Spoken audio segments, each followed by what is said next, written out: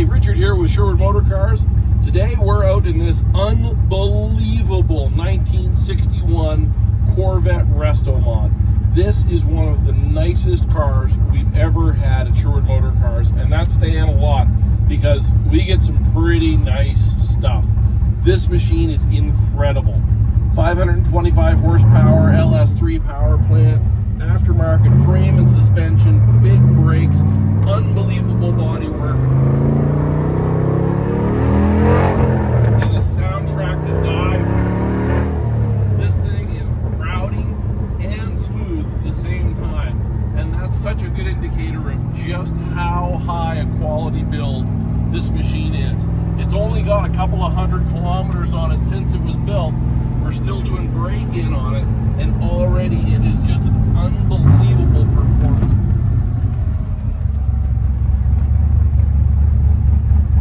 You know, sometimes it's getting common to see these types of builds changing hands at auctions at $350,000, $400,000 US dollars, and this car is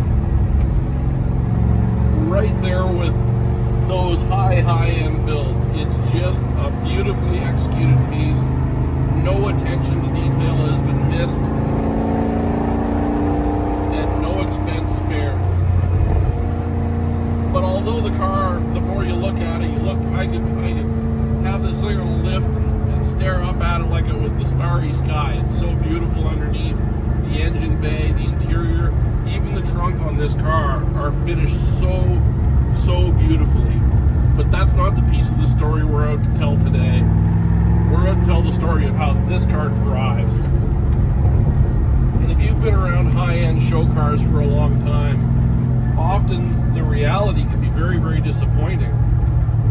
A lot of times these cars are just an assembly of a lot of beautiful parts on a beautiful body that never really get sorted out. And ultimately, they not only do they not work, in a lot of cases, they're terrible to drive.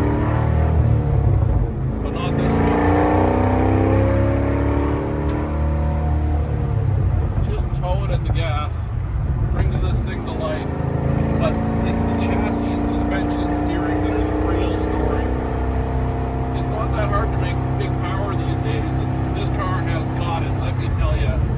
It is not hard to get this thing rowdy and loose, but the chassis works so good, it's so planted, it drives just the way that you would want a modern 1960s Corvette to drive.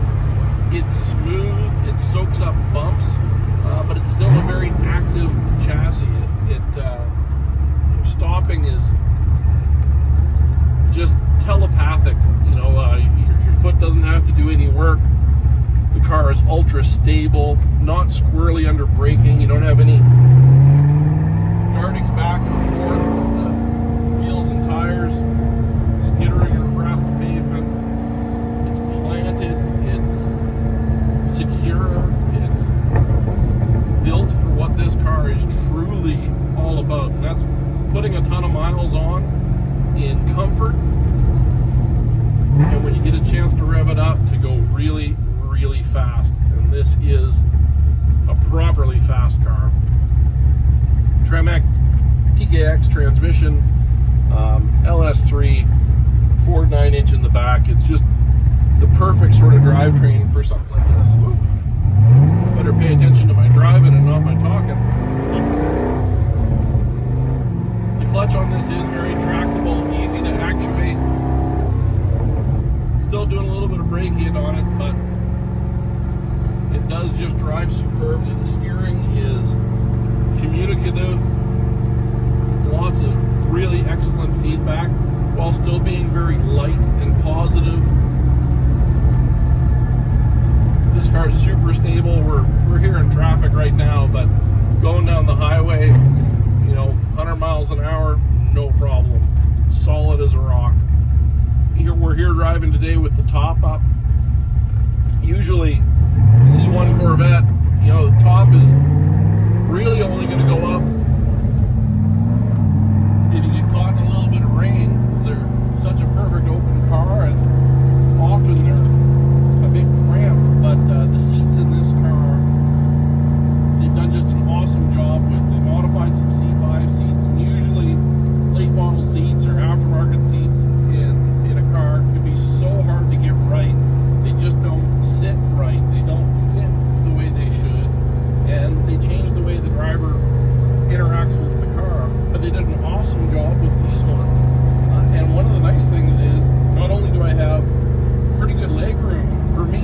these cars because they're a little short on leg room. But I've got great headroom. Normally with a top up in one of these, I'm pretty scrunched over and pretty cramped and wishing that I had the top down. But I've got pretty darn good headroom in here, and that's not because the top's been reshaped, because it's stock profile. It's because of the really good job that they've done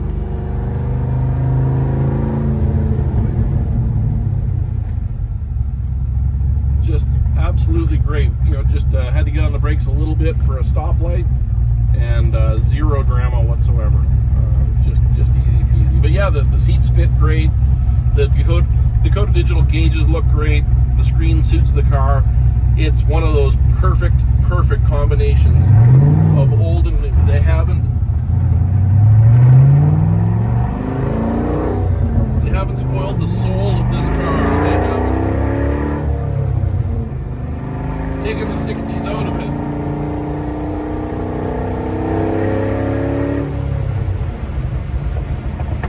They've just added a whole lot of modern reliability, modern power, modern feel, modern braking, and modern usability to it. And the end result is a thing of beauty that works, and it's just an animal. This thing wants to rock, doesn't want me to drive it around slow like I have been.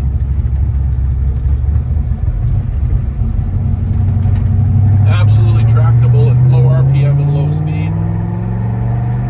You have to pay a little bit more attention to the clutch than I am talking when I'm in first gear.